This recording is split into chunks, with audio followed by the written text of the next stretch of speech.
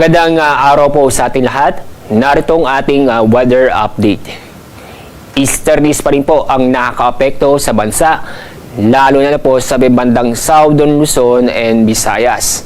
Inyong mapapansin sa dagat Pasipiko, walang bagyo o low pressure area.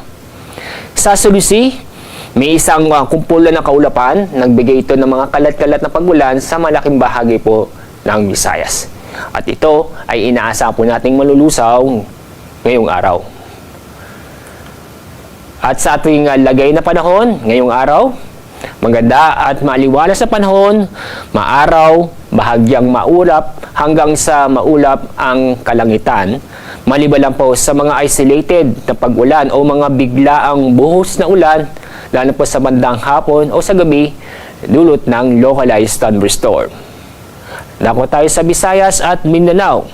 Maganda at maliwalas sa panahon pa rin ang ating mga ranasan, bahagyang maulap hanggang sa maulap ang kalangitan. Maliban lang po sa mga isolated na pag-ulan, dulot ng localized thunderstorm. Wala tayong gale warning dahil sa nakita namin na banayan hanggang sa tamtaman ang pag-alon sa malaking bahagi po ng ating bansa.